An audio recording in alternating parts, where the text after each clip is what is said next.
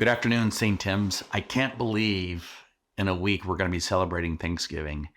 The interesting thing about that is that as we approach Thanksgiving and start getting into the Christmas, Advent and Christmas season, a lot of those questions come up about family members, brothers or sisters, mothers or fathers, whatever, friends who have either left the faith or are not practicing their Catholic faith or even their Christian faith. And the question is like, Father, how do we bring back the young people? How do we bring back our family members into the faith?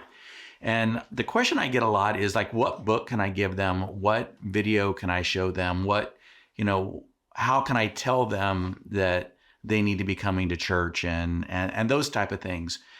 And the truth is that it's really not about giving them a book. It's really not about telling them, which thing to read in the catechism that's going to make them come back. I think if we look at the way Jesus evangelized, the way that Jesus brought people in, he started off with 12 and he developed a relationship with them over 3 years. And of those 12, he took 3 and had even a more personal relationship with the 3. But he didn't immediately jump into the gospel message. He first developed that relationship with them before he revealed to them who he was, and what the truth of the gospel was. And I think, we need to take that step back too, is that immediately we want to jump in and say, well, this is what you should believe. When truly what we really need to be doing first is establishing that relationship based on common interests, or common relationships or whatever.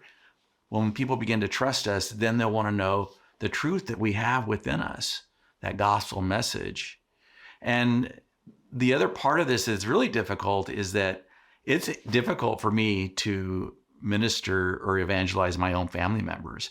And I have to take a step back and let my pride go down and say that it's going to probably have to be somebody else and not me. And so what I do is I pray that God sends somebody into their lives that can truly profess and share the gospel message with them. And I think that's what we can all do. First realize that we might not be the one to evangelize the people that we love, that God needs to send somebody else into their lives.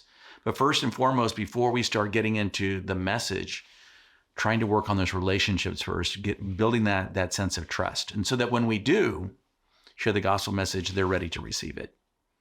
I wish you all a very great week. God bless you, and I love you lots.